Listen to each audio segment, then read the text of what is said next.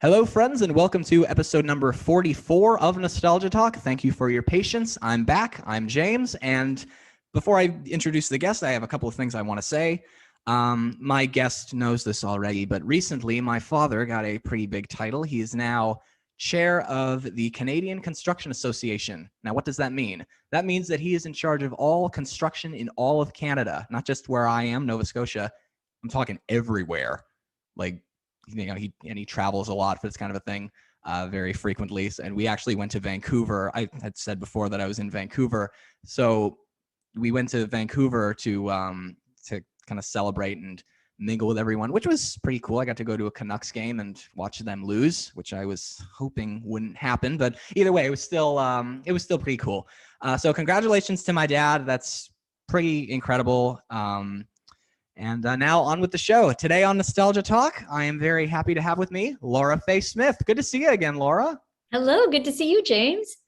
Now, for any of the listeners who don't know, well, obviously you do by now, but Laura and I have met before. As I've been posting lately, I've been going to these GalaxyCon virtual meet and greets. I've met people like Kevin Clash, Lauren Collins, Steve Whitmire, Tara Strong, and just before leaving for Vancouver, I met Laura the exact same way. Unfortunately, I wasn't able to get access to the video chat because I had a really early flight the next day.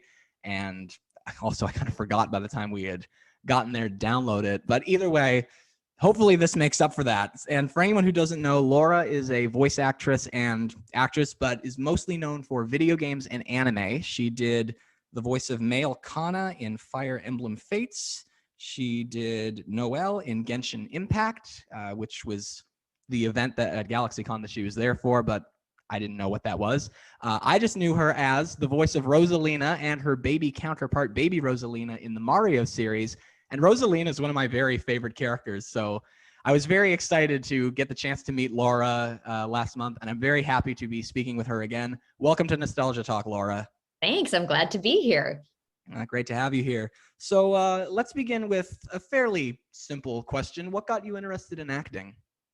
In acting in general, my sister was involved in it. I have a sister who's a couple years older than me. So when I was in like middle school, she was in high school, and she started doing theater, and I was doing stuff like at the middle school, and my mom would come pick me up, and then we'd go over and wait for her play rehearsals to be over before we could go home. They were always running a little bit behind. So I would always come in and I would like watch just the end of like rehearsal, like the last, 15, 20 minutes or so. And I remember being kind of like train wreck fascinated with it. Like I thought it was really weird more than anything. I was like, wow, this is just such a weird thing, but then I remember when the play went up, I went and saw it every single night. Like I couldn't get over the fact that it was a little different every time they did it because it was live theater. Because I didn't grow up in a city. I grew up in a pretty small town. We lived in a pretty rural area. There were no community theaters. There were definitely no professional theaters. So my ability at that age, at like, 12, 13, 14 years old to have like seen any live professional theater, I just hadn't had it. I think I'd seen some really, really terrible, like, children's theater where like I literally to this day can remember how bad some of it was. Like even as kids were like, this sucks. So watching her do like high school theater, I was kind of curious about it, but I remember thinking that's not what I wanted to do. I wanted to do cheerleading and all that kind of more traditional stuff. And so I was getting ready to do that. And my mom was about to have surgery. And she said, can you just wait a year on the cheerleading thing? Because we live way far out and you had to go to like practices at like 6 a.m. And she's like, there's no bus that, the school bus can't come get you. We didn't have public buses where I lived at all because we were so far out in the country. So it's like, to get to something like that, someone would have to drive me. She goes, I'm not going to be able to drive. Your dad has to work and your sister doesn't have her license yet. So you're always going to be having to count on someone to come get you. So can you wait a year? And in that year I waited, I auditioned for a play. And I ended up, actually the first play I auditioned for, I didn't get cast in. And I will never forget like walking up to the auditorium doors where they would like post the cast list. And my sister had auditioned for it too. And she got there first. I remember she turned around and she went, I got in, you didn't. And it wasn't in a crappy way. She felt so bad, but I remember just that moment of that rejection, which now I deal with all the time and it doesn't even faze me. But like at that moment, I was like, this is stupid. I hate theater. Theater's dumb. And I like, was like, that's it. I'm not doing it again. But then towards the end of the year, there was like one more show auditioning. And I kind of went in with a so what attitude, because at that point, I'm like, I probably won't get it. But I did on that one. And then I remember being in that show and doing the performance, and like the curtain, they literally had a curtain that went up, you know what I mean? Like that raised up, like really old school. I went to this high school with this huge, old, beautiful auditorium with like balconies and the whole thing. And nice. Yeah. Like, I mean, just as traditional, like what you picture a theater looking like you can get. And I can still like distinctly remember everything about that first moment. I had like the second line, like it was kind of like the first full line, like someone was going goodbye, goodbye. And then I said my line, and I can remember that moment so clearly. And thinking, this is what I want to do. Like in that moment, I knew like that's what I wanted to do. And then after that, I never ended up doing the cheerleading thing. I never did anything else. Like that's all. I never skipped school because you couldn't go to rehearsal if you hadn't been in school that day. Like, and that's all I ever wanted to do was be in shows. And I just was in every show that I could be in after that. Nice. Which I think I ended up getting in. I can't remember anything after that auditioning for in high school that I didn't end up doing. No matter, it wasn't always like the lead or something, but I was always in a show after that. And it was just, it's one of those moments where I think people have these around various things where you're like, it's the youngest memory I have of knowing exactly what I wanted. Like thinking, this is what I want. This is what I love. This is where I belong. This is this thing I want to do. Nice. So after doing theater, then you went into doing like professional acting and voice acting stuff. Do you remember your well? Actually, it was a much slower evolution. Like I did theater in high school and college, and then I moved to Portland. So I was suddenly in a city that actually had professional theater because I had not been living there before. So I was in Portland, Oregon, which actually had some professional theaters and like places where you're getting paid, I guess, basically, as opposed to just doing community theater, which is all I had done before was high school, college, community theater, where you're not getting paid. So I guess at that point it's considered professional because you're getting a check, but then there's certainly as with most businesses within that, then there's strata around that. So, you have equity theater, where you're part of the union and you're getting like paid a weekly amount of money and you're actually able to make a living. And then there's stuff where you do 6 weeks of rehearsal, 8 weeks of show, and you get like a certain amount of money at the end of it. So I had like a full-time, corporate day job, and then I would go do theater at night. So I did that for a while. And then finally I went equity, and then that allowed me to be kind of a full-time professional actor. And at that point, then I had started getting in, I had gotten an agent in Portland because it was possible to do that there. Again, I had not lived in cities before anyone had agents because there was no industry. So I had an agent for on-camera stuff, like, were like TV commercials. And then they occasionally would submit me for voiceover things. And that's actually, I booked my first jobs through them. But then when that agent went out of business, I ended up then signing with just a straight voiceover agent. And that's like where I got Princess Rosalina and all that kind of stuff through. And then you moved down to LA, which I did like about 5 years ago. And then down here, you have agents, but they're for specific things. You have a commercial agent, you have a theatrical agent, you have a voiceover agent, you have a personal appearance agent, you have literary, it's all divided out even further because there's so much work. So it's just like, you just keep learning as it gets more and more specific of like, oh, okay, we don't just call it on camera anymore like they did in Portland. Now it's like specific types of on camera, and you need separate agents for those things. So, yeah, it's been an evolution and just like a constant learning process. Well, at least nobody said don't quit your day job. So yeah, I think nobody said that, but it was definitely in Portland. It was much harder to make a living. Like I needed that day job for a really long time to support myself until I was getting consistent theater work, consistent union theater work. Like that's what made the difference for me, because then you were actually getting paid every week. But if I was just doing these non-union gigs where you're just getting paid at the end of like 14 weeks of time, no one can pay their rent like that. You've got to be doing something else, and you've got to have and within that, you're like, how do I want to live? How am I going to be happy living? Like, what's the standard of living I want? What type of a place do I want to live?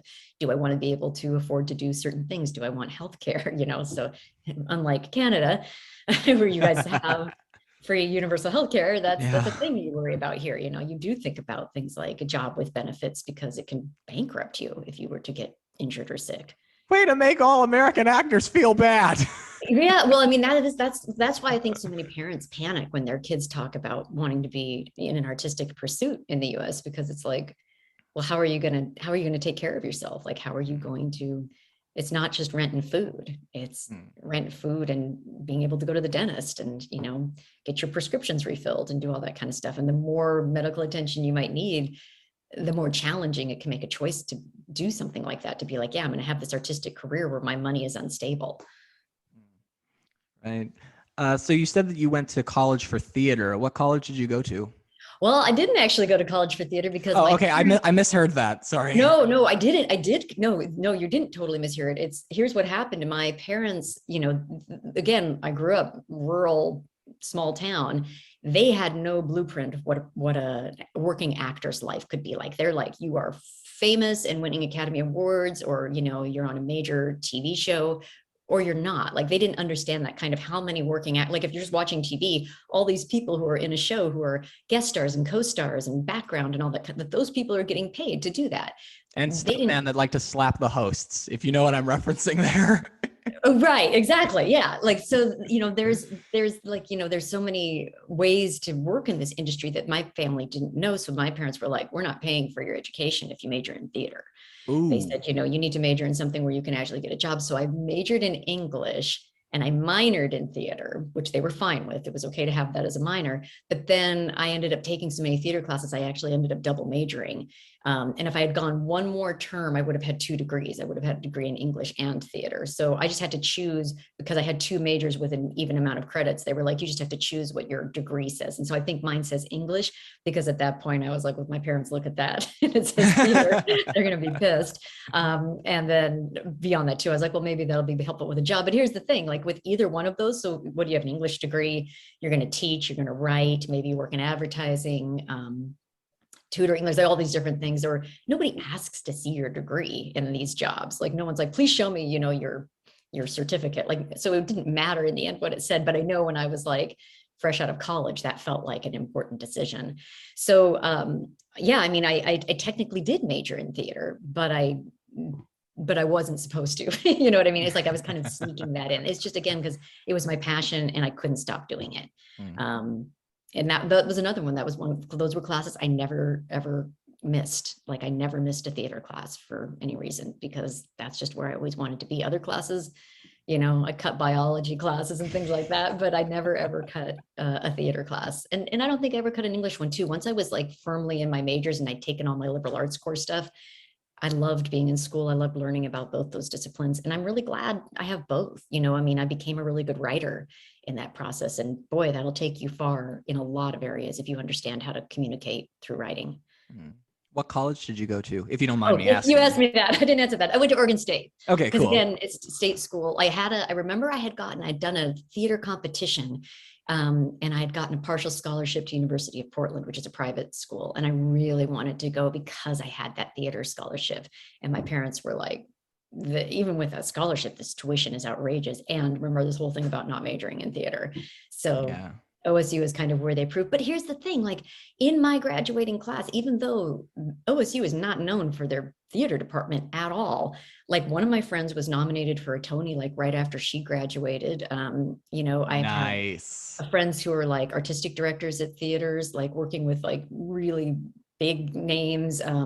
Like several of the people in my class like went on to have decent careers in theater. So even though we didn't go to a fancy school, I think there is sometimes something about when people are like, oh, you've got to go to like the most expensive, fancy Ivy League type school. I'm like, you don't actually. You need to go to a place where you're actually going to get some experience. And what we got in that department was a ton of stage time, because it was not a ridiculously competitive thing. It wasn't like, you hear about certain schools where you have to even audition to get from level to level, like, to even like keep advancing through the program, you have to audition and they cut people and not everybody gets allowed to advance. Where I was at a school where you could just keep trying. So there's something about that, where you just get a lot of stage time and you really learn the most. Most people learn the most by doing, by getting up in front of an audience and doing it. Like that's where you learn and you make your mistakes and you You just get it in your bones and you start to feel it and you start to understand it. And I'm like, there are worse things than like getting that level of experience in your undergrad, to be able to do that's pretty exciting, and it gives you a lot of confidence when you come out. You're like, I've been on stage in front of people. I wasn't just doing scene study and classroom work. I think even classes for film and TV where you're just always in class, but you never are actually getting on a set, because set is completely different than class. Like the speed at which they work, the amount of rehearsal that you get, none, usually, like none. It's like, okay, we're going, you're doing it. Like that's a whole skill of its own that you don't tend to learn in a classroom. They're working with you and they're coaching you. And if you think that your set experience or, even being in a professional show is going to be like what your class experience was like, they're different. Like you're getting much less attention. You're expected to show up and be ready and hit the ground running. And you learn all those things by having those experiences. So nice. Yeah, even though I don't have a fancy degree from a fancy college, I learned a lot. I worked with some really great people. I think some of it was just timing. I just got really lucky of when I happened to be there and that there were certain other people there. And our particular class was, really good at raising the bar for each other, like being like, all right, that scene was really good. I need my scene to be as good as that one or better, and working in that way. Nice. So before getting cast as Rosalina, were you a Mario fan before? I was, I had played it. I had like a roommate who had a game system. I always say the name wrong. I don't remember what it was because it wasn't mine, but we played that thing to death. Like I thought we were all going to flunk out that term because we would come home from class and we would just like play and play and play. Got very little studying done. And then at the end of the year, we all moved out and she took it with her. So I hadn't played for a while, but then I won a Game Boy in a raffle like a few years later. And then the game was Super Mario World. And that's what she had been playing on her gaming system. That's what I had been playing. And so then I started playing that again on the Game Boy. And then I've told this story a lot before, but I was doing a production of It's a Wonderful Life. And one of the kids I was playing Mary and he was playing one of my sons. He was really distressed that I had this Game Boy and I only had one game. He was like, that's just not okay. So he gave me some of his old games to like, Aww. He was like, you can keep these because it's not okay to only have one game for your game system. So yeah, I played with that for a while and then I kind of like drifted away from that. And then I was doing a show with a good friend of mine, like just a regular show. But he was a big gamer and he had just gotten a DS Lite and he was playing it backstage and I started playing it too. And I was obsessed with it. And he goes, give me some money. I'll go buy you one on a break. Cause I was the lead and I was in every scene. Like I was even on during a pre-show, like if I was off, I was like changing my costume and then I was right back on. So I was super jealous of all these people who were getting to play with this thing, cause I never got a chance to. So he bought me this light pink DS Lite and I still have it. And then my sister had a pink old school DS as well that I think is still here. Yeah, I still have that thing. And Touched was one of the main games that I was playing on at the Wario game, and the micro games. And then I ended up getting Mario Kart and playing that. And then he and I were in another show later that was awful. And we would race Mario Kart back against each other. Me and him and another guy who all had DS Lights back. Any moment we were not on stage, we were racing Mario Kart. So I had played and knew the game when I auditioned for it, but I had not played Super Mario Galaxy. So I didn't know Rosalina. Okay. Because two other people voiced her before I did.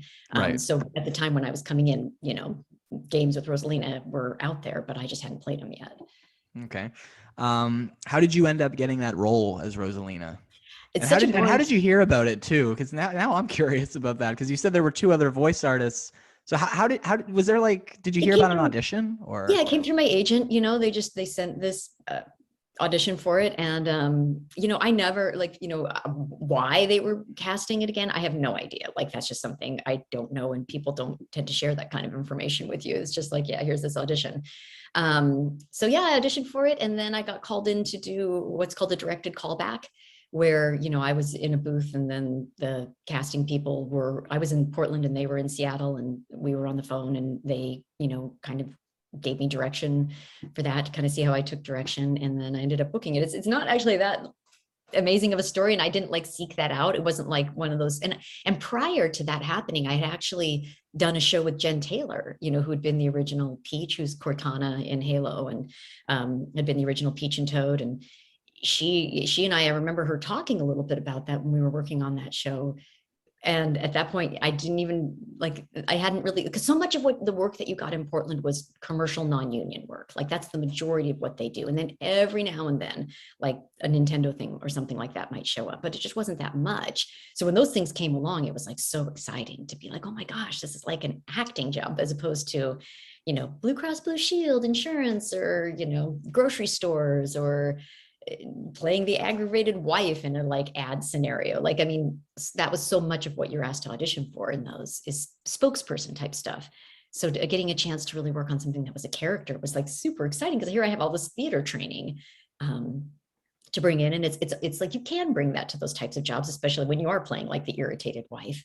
But it's really exciting when it's like you get to put a voice on with it and do all that. And it's a character in a stressful situation. And, like you're racing or falling in hot lava or doing all these things that those characters do. So that was, yeah, it was really exciting to audition for it, to get the callback for it. And then to find out that I got it, I was just kind of like, whoa, I can't believe this just happened.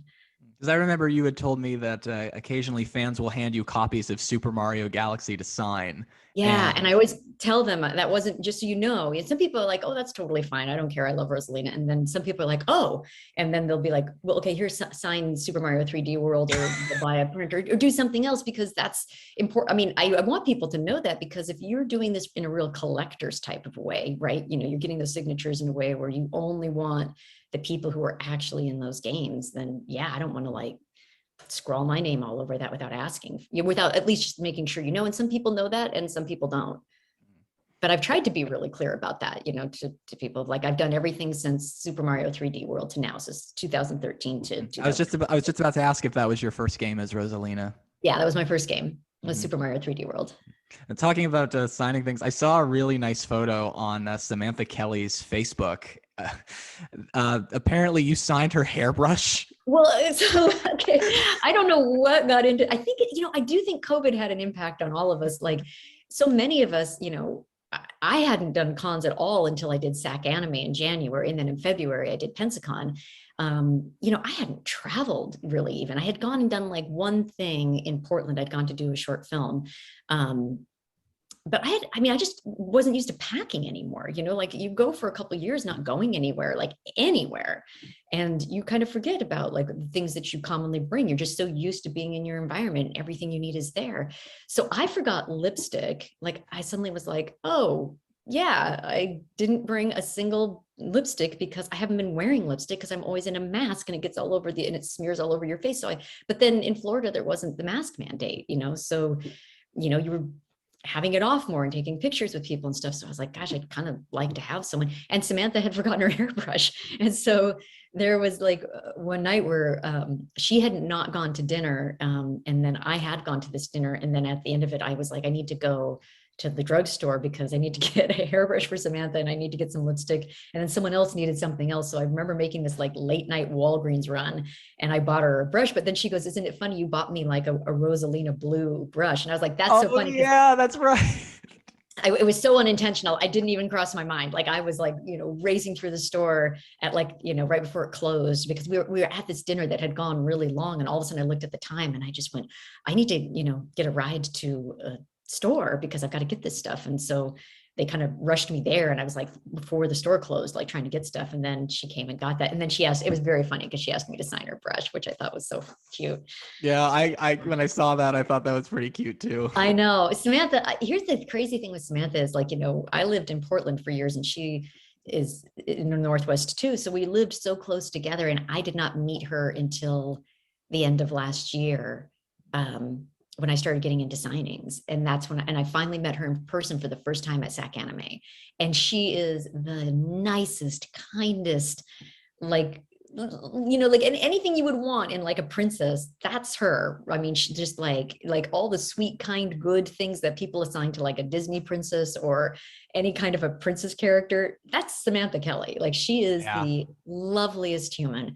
And, I was like, I'm so bummed that I didn't reach out sooner and meet you sooner because I was just so close. Like I could have like driven up and visited with her. And now I'm grateful that I get to see her. We're both doing the same signing, but yeah, she's a delight. Oh yeah, I just heard from her the other day. So Did you? Yeah, mhm. she's and they're so great because they always, when we've been at these signings, they put our tables next to each other. So, if we're like not talking to anyone, we can talk to each other, which has been really fun.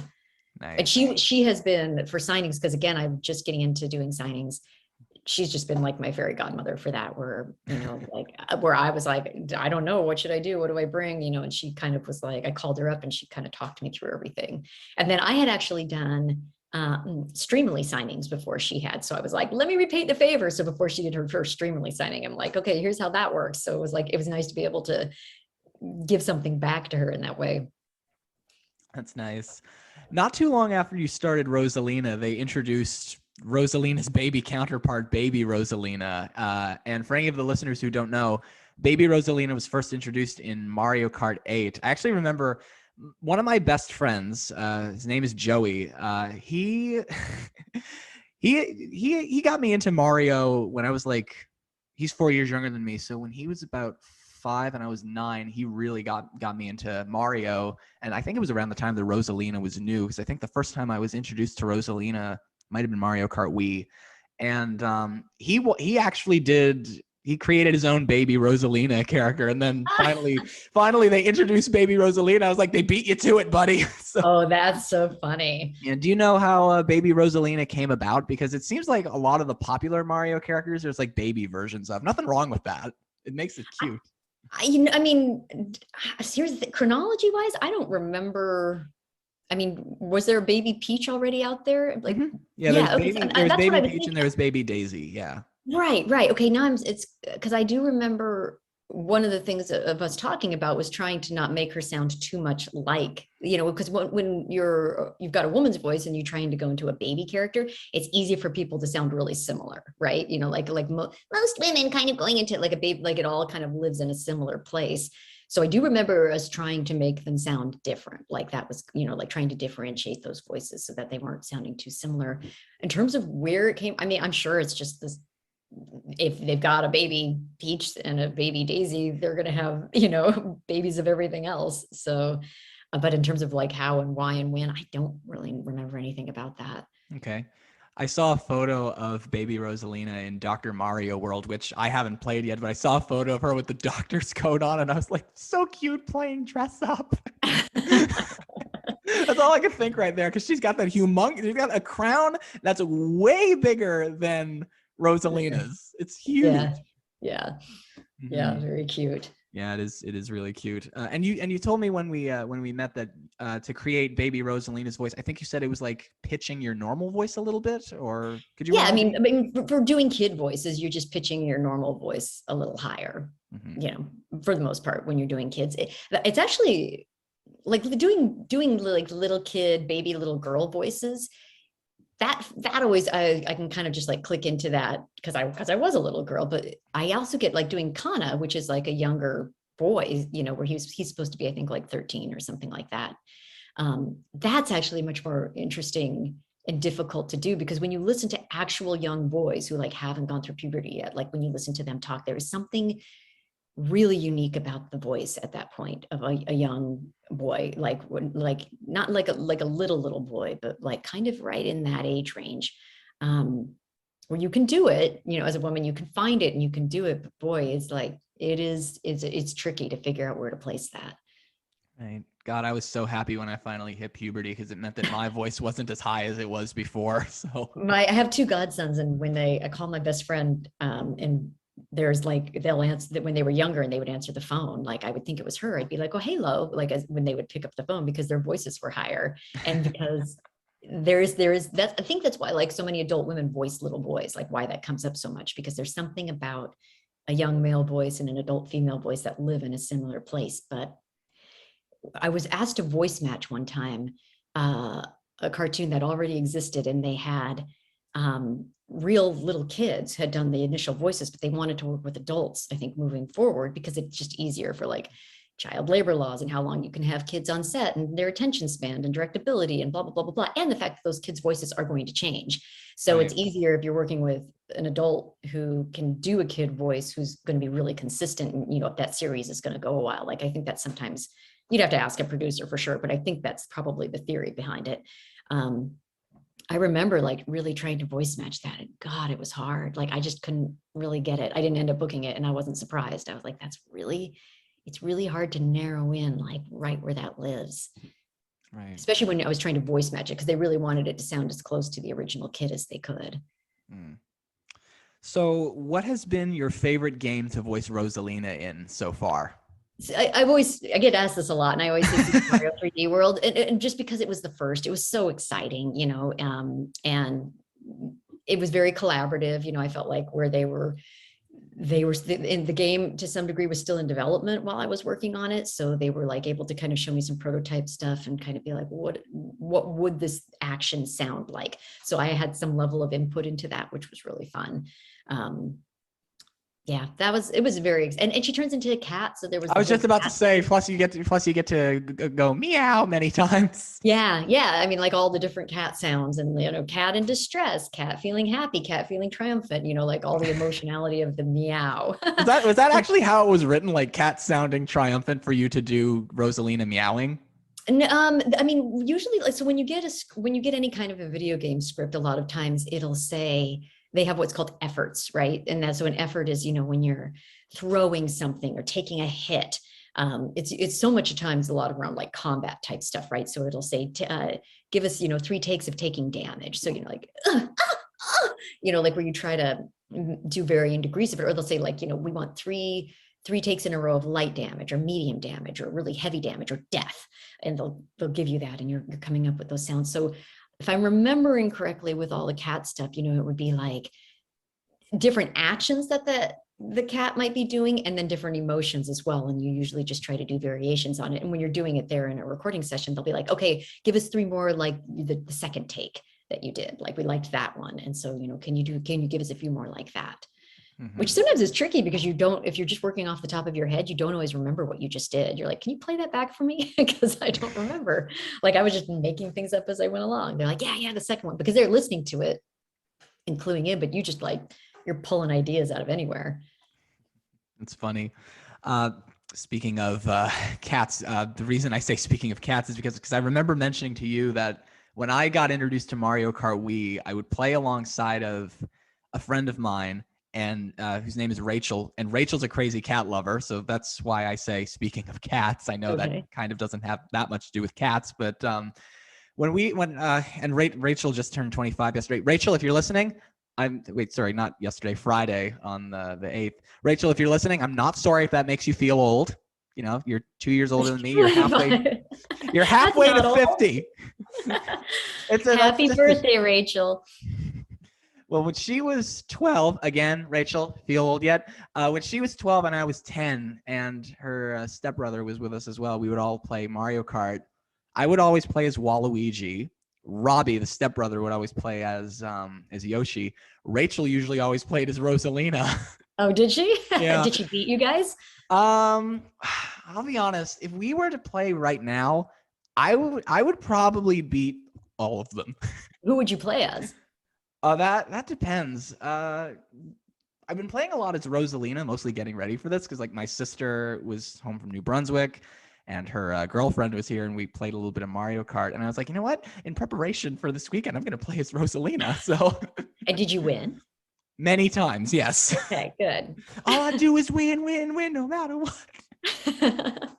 I do remember one time Rachel played as Baby Peach, and she likely doesn't remember this, but that was one of the first times I ever saw any of the baby characters. So I see Baby Peach, and I was like, oh my God, she's adorable. And Rachel's like, oh my God, she's so cute. I just want to hug her and kiss her and squeeze her and call her George. Which, if anyone doesn't know, is a Looney Tunes reference. Which is also a Mice and Men reference. Oh, really? I did not. Yeah, I just knew it from Looney Tunes. They're basically like doing a kind of a parody of In Mice and Men. Oh, I will.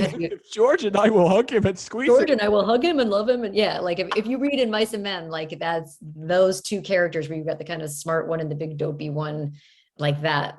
That's basically what that is. That's one of the things I love about old cartoons. Well, and forget old cartoons. A lot of new cartoons do it too. There's so many really clever cartoons. And I always call it the Bullwinkle level of humor, because Bullwinkle was one of the first ones that was appealing to adults as much as kids. It had like a silliness to it, but then at the same time, there was such a funny higher level of humor going on. And June Foray is kind of like my voiceover idol. Who, if anyone doesn't know who that is, June Foray did all the female voices in Rocky and Bullwinkle. She was Rocky the Squirrel. She was Nell. She was Natasha. She was Sherman, who was a little boy character, but like Yeah, she going back to the topic of doing boy characters. doing boy voices. Yeah, she was Sherman. And I didn't know that for the longest time, that when I was younger, I didn't realize that. And I remember seeing some kind of a documentary on that show. And I was like, oh my God, she was all those voices. Like, that's a thing people do. That was my realization of how all that worked, was like watching her sit in this interview and do a bunch of the voices, like while she was on camera sitting there talking. And I was just like, that's incredible. Like, how is she doing that? And yeah. That's pretty cool. But yeah, so there's so many, cartoons that have like, and old Looney Tunes for sure is like making a lot of references to things that were happening in the world, and like pop culture even of that period of time, of like, I mean, if you even go back as far as like 50s and 40s and whatever, like there's so much reference, especially the old Merry Melodies type stuff. Yeah, and the latest Space Jam film had a lot of pop culture references. Oh, like crazy. Yeah, for sure. Like they write a lot of that, and it's not just aimed at kids. It's so that the parents that are sitting there with them are like getting their own chuckle out of it. Right. So speaking of films based on stuff, I'm sure you've heard that later in the year, a Mario feature film is due out in theaters. Yes. What's your thoughts on that? I mean, I don't know a ton about what it's going to be. I know that there was a lot of people, what a lot of people are asking about when they ask that is, how do they feel about that they used a lot of celebrities for the voices? Yeah. And, it's not surprising to me. I think that that's something that's really typical. Although the Sonic movie that just came out, Colleen O'Shaughnessy voices Tails in. Oh, is she actually in that? Yeah. Okay, I haven't seen it yet. I just met her actually. Like I hadn't known her before, but I just met her at the SoCal Retro Gaming Expo. I met her and got to know her there. And then like right after that, I've been like seeing all the publicity she's been doing for the film. And she was in that, and I hear she's just great. And that's not surprising at all. So I do think sometimes there's a Hollywood assumption maybe that just because you're a voice actor in a video game, that maybe not realizing how many of us are actual honest to God, like film, TV, stage actors and doing voiceover. But then, yes, there are some people who do voiceover who just do voiceover and wouldn't be comfortable, like really having to act in, you know what I mean? Like it's for the sound blips and stuff, but would they be able to carry a movie? I don't know. But I think it'd be cool if they gave people a chance to audition and they could see which of the people they could, but maybe it's possible that maybe it's easier to just recast all of it than to have it be a mix. You know what I mean? Like, I wonder about, I don't know any of this for a fact because I'm not a Hollywood producer, but, and I mean, the people who are real fans of the game might be more likely to come if it's the voices they know from the games. Mm-hmm. But would the average person maybe who doesn't play as many of the games be more likely to go because they see these celebrity names, versus these like, who are those people? Like, I don't even know who those people are. Exactly. Because there's plenty of people who probably play the games who don't think twice about the voice actors in it. You know what I mean? They just play the game, but they've never stopped and probably looked up who voices what. There's different levels of fans for this stuff. So what I think about it is, it just kind of is what it is. And would I want to do a project like that? 100%. I think it's great that Charles Martinet is going to be voicing something in that, is what I've heard. I've heard that too, yeah. And I think that's great because, talk about someone who's been with that from the beginning and has been such kind of a pioneering voice actor for that kind of stuff, so that he's getting that opportunity to do that. I think that's great. And then as far as, casting other stuff, I'm sure there's lots of reasons around that. But then then you do look at something like Sonic, where I think they've got people who voiced in the game, also voiced in the movie, and it's the #1 movie in the world right now. I'm looking forward to seeing it. I think it's going to be. I saw the first one, and that was actually the last movie I went to before the pandemic. Oh, really? Okay. Yeah. So yeah, I'm excited to see the second one. But talking about the Mario film, if they do, they haven't announced if Rosalina is going to be in it yet. But I've been lately watching Modern Family. Like I've been binge watching Modern Family. And as I was watching, I was kind of thinking, who would be really good to voice Rosalina? Julie Bowen, who plays Claire on Modern Family. Well, you want to hear something really funny? I get tons and tons of auditions with Julie Bowen as a reference. Oh my God. Like that happens all the time. We need a Julie Bowen type. And then, like, because that happens all the time when people send out voiceover auditions and sometimes even like just, commercial auditions, they'll say celebrity reference and they'll list a bunch of names of like, this is the type of voice that we're looking for. And Julie Bowen for me is one that I get a lot. So there's like something similar in our voices probably, or delivery. You two definitely sound alike. Like I hear a lot of Claire from Modern Family in your voice. Yeah. So that's funny that you would say that, because that is like an actual celebrity voice reference on things that come through from me. My agent like gets that and goes, "Oh, let's send that to Laura." So she must. That is funny. Yeah. So moving on from Mario, let's talk a little bit about your work with anime. Now, anime is something that I've kind of been newly introduced to. When I was in high school, there were a lot of people who were really into anime. I grew up when Pokemon was popular, but I wasn't a Pokemon kid. I recently just checked out Spirited Away for the first time ever. Isn't that a great movie?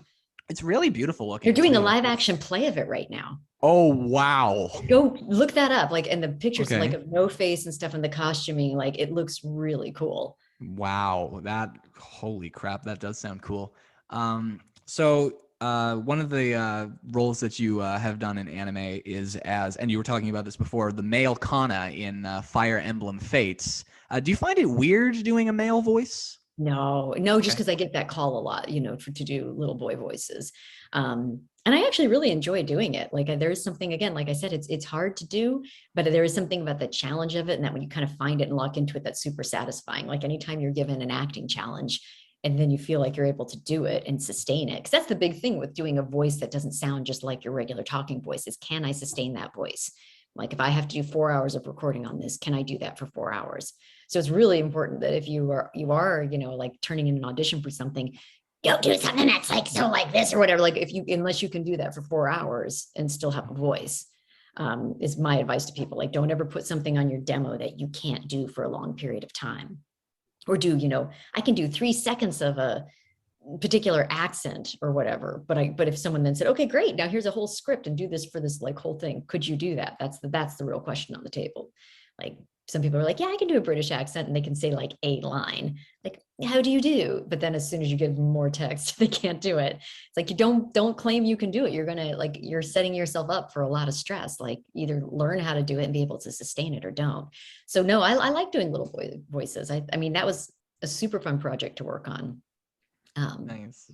Fire Emblem Fates, yeah. And I like anime a lot. I think it's really cool. I was just about to ask you that, if anime was something that you were always a fan of, or if you just kind of became newly introduced to when you started doing anime voices. It's been around. It wasn't, and then I've always loved anime drawing. When I was growing up, we had a lot of Japanese exchange students, and I remember they would come and stay with us in the summer or whatever. And I remember one of them was like a really good anime artist, and she would like, I had like for years like a stack of her drawings, and literally it was just like on scraps of paper and stuff sometimes. But anytime she would draw, I would like save her drawings because I thought they were so cool. So I've always loved the look of it.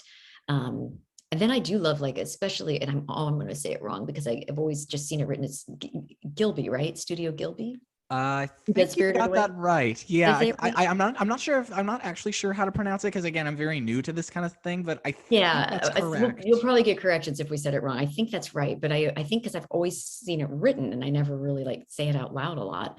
But yeah, like movies like Spirited Away, are just so creative and interesting and cool, and they really are. They're not like anything else, right? Like they're just like, and I remember when I traveled a lot in Japan, in Korea, and I remember watching like a lot of anime shows, that were on because they were subtitled, so I could, follow them. So yeah, I remember like watching stuff while I was there, just or sometimes they even weren't subtitled, but I could still kind of tell what was going on. Mm-hmm. Like I could still to some degree follow the story, even though I couldn't understand the exact words. I absolutely understood the emotion of it. So I remember watching a lot of shows while I was traveling, and being kind of fascinated with it at that point. And people, like when you're traveling in Japan, it's a magna, right? Am I saying that? The animation, the comic books are manga. I'm saying it wrong again. I have no idea. I can't remember anything to do. Like but anyway, people would like just leave them on the train, so we'd pick it up. And I remember buying a lot of that while I was there and like reading all of these. It's like serials, almost like soap operas, in terms of just the way that you follow it, and you're tracking these stories and following these different characters. So I've always been interested in it in that way. And then the opportunity to do voices for it is even more interesting and exciting. And I do think the look of it is so beautiful. Like, I really do love that artwork. It is really good. Like, I saw a lot of anime drawings when I was in high school. Like, some of the people that really liked anime were pretty good at drawing anime as well, and they were really, really good at it. I was amazed. Yeah. Yeah, it's gorgeous. And so, like, when I first saw like what Noelle looked like for Genshin Impact, I was just like, oh my gosh, look at that. Like, the costume, just the intricacy of it. It knocks me out when people cosplay that stuff. Like, the level of detail and time they put into these costumes and making them beautiful and specific to the character. I'm so impressed every time I see that. Like, if you follow my Instagram, it's just full of pictures of cosplay whenever I'm doing signings, because I'm constantly stopping people and asking them if I can take their picture, because I'm just like, I'm so lazy about costumes and Halloween and stuff. I think because for years as a working actor in theater, I spent most of, like, if you're doing a show at like, an equity theater, you're doing, like, especially around the holidays, 9 to 10 shows a week. You're doing Tuesday, Wednesday, 2 on Thursday, Friday, 2 on Saturday, 2 on Sunday. So that's a lot of shows where you're in wigs and corsets and full makeup and masks and just the whole thing. So around Halloween, if you were doing a show like that, you were like, I'm not putting on another, I just wore a costume all day. I just did a show tonight. And now you want me to put on a whole different costume and go to this party. Like, I can be really lazy about the whole thing. But then I see these people who with their 3D printers have built these insane, just amazing, beautiful, intricate, specific, exact costumes to whatever they're trying to cosplay. It's unbelievable. I'm pretty lazy with Halloween as well. You put on like a set of cat ears and call it good? No, I just put on, like, I'm wearing a Britney Spears shirt right now. So sometimes I'll like wear like a Simple Plan shirt or a Britney Spears shirt or whatever the hell I choose to wear. I'm like, this is my costume. I'm comfortable, man. Or I'm a Britney Spears fan. That's what I'm cosplaying. I remember when I was in high school, there were so many people that were dressed in costumes, and my science teacher at the time walks by me. He's like, wow, terrifying costume. I think I was wearing like a sweater or something. Yeah. This past Halloween, actually, this is really funny. My best friend, I have a best friend who lives overseas. Actually, since you were talking about traveling Asia, she was born and raised in Singapore. Oh, I've been there. Yeah, okay. Singapore's great. I'll remember that. I remember a friend of mine was like, I spent a month in Singapore, best food in the world. I was like, I know, trust me. So I have connections. So my best friend texted me this past Halloween, because where I work, a lot of people had costumes, and I was one of the few that didn't. And I think I had like a Simple Plan shirt on or something. And my best friend, whose name is Sean, she asked me, who are you being for Halloween? And I was like, I'm the Simple Plan fan that's sitting in the back of a warehouse working on cords. That's my job. That's what I do. Yeah. So moving on from like animation and anime and all that stuff, you've done a few live action stuff as well, such as the series Grimm. You were a regular on Grimm. What was that like? Well, I was more like a recurring guest on that, but yeah, that was great. I mean, because that was in Portland, and there aren't a ton of TV shows that film there. It's not like Vancouver or something like that, or places where they're just doing a ton of, or LA.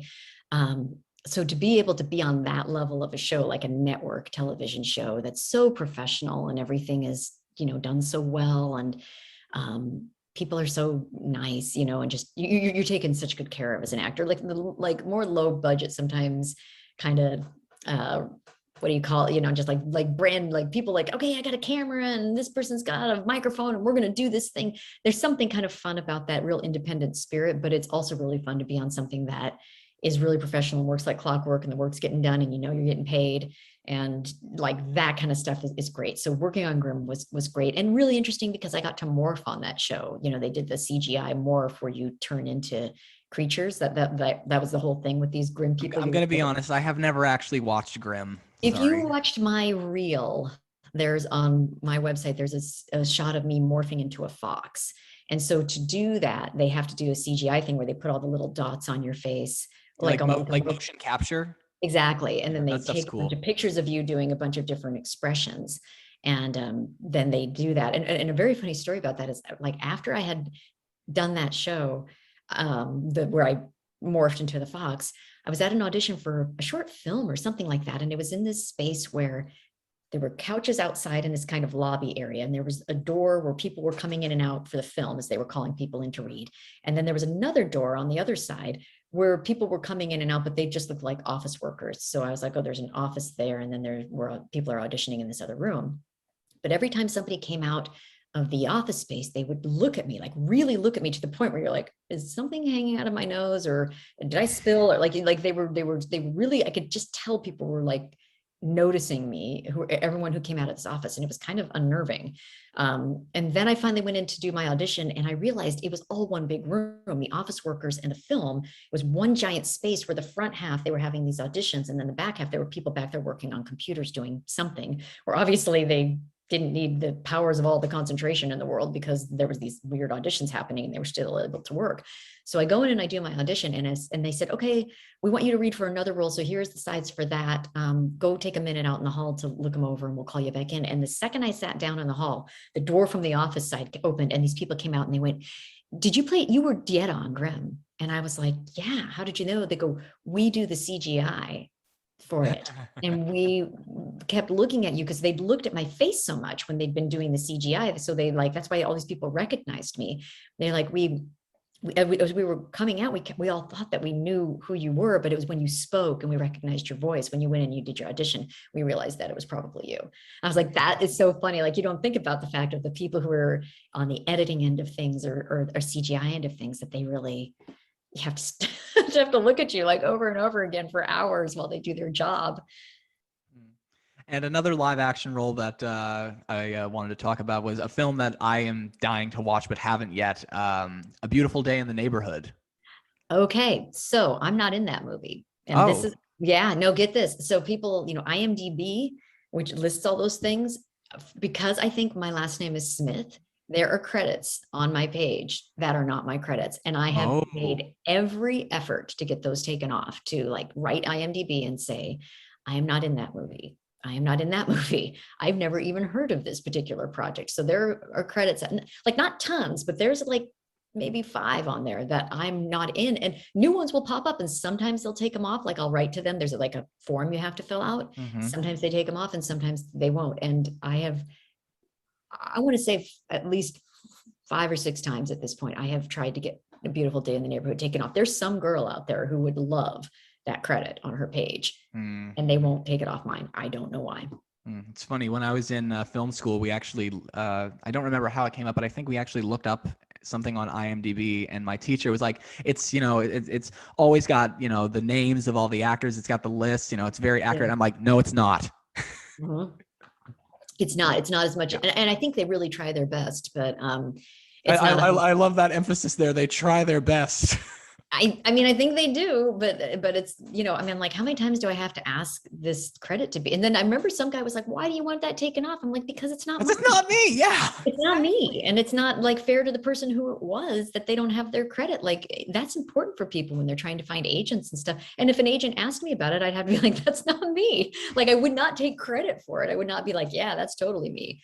But there you go. Yeah. IMDb, not 100% accurate. Don't believe everything on the internet. Once again. That's I remember making that statement in college. It was like, come on, you are looking at, like seriously, the credits of a movie are better to look at than that. Oh, for sure. And they said at this, there was on Clubhouse, I was taking a kind of a workshop on IMDb about like, kind of how to get your IMDb page in shape, I guess, and which is something I had never really thought about before, but I was like, okay, so I was taking this Clubhouse. I was in like a Q&A session and I said, I asked them about that. And I said, this is how I've literally filled out their form like 6 times and they won't take it off. And they said, at this point, you're going to probably have to contact the producers of the movie. And I'm like, okay, so I'm sure their email is just out there. I mean, really, like, how do I even find these people? Like, you know, I know, like, right? I run into that problem doing the show sometimes. you're a major producer. If you're doing a Tom Hanks movie, you're like a major producer, and I'm supposed to just somehow find your email and write to you and say, by the way, this wasn't me. And it's for obviously a small part. I mean, I can't even remember what it I says. thought it was a receptionist for Mr. Rogers. Receptionist or something. Yeah. Like, you know, so who knows? I haven't seen that movie either. So I wasn't in it and I haven't seen it. So I don't know what role that they're assigning to me. It could be someone who looks like, if you watch the movie, who wouldn't even be close to looking like me. I think it's because my last name is Smith, which is one of the main reasons I go by Laura Faye Smith. But I think when your last name is that common, it can be very easy to get mixed up with people. And I've done my best, but yes, there are credits on my page that are not me, and projects on there. I have no idea what those projects are. Well, maybe it was Julie Bowen using an alias. Well played, James. Well played. Yeah. That's a pretty good way to wrap up. I was going to say, I don't think I could possibly do better. Yeah, well, I've got nothing left here. Is there anything else you want to say to finish? No, I mean, I feel like we've really covered a lot of ground. I hope I haven't droned on too long. Oh God, that's the point of this show, really. Well, Laura, it was really good to see you again and have a much longer conversation than we did last time, because we were kind of on I know the clock is ticking on you when that's. I know, yeah. Like I was at the last meet and greet I went to, they were like, okay, let me show you how this is going to go through. We're going to get a snapshot and then you guys can talk. And then the screen's going to turn red when you come close on time. And I'm like, oh yeah, you should really shine down a police light and have the Jaws theme playing, because it's really ominous looking. I know and I know. And then you feel like, oh, I got to wrap this up really quick. And they're pretty good about giving you a few extra seconds if you're like finishing up, but sometimes they do just like cut you right off. Yeah. Unfortunately that happened to us, but hey, at least we're talking again now. That's what we got today. Yeah, exactly. So to the listeners, thank you all for listening. I will see you on the next Nostalgia Talk. And in the meantime, peace.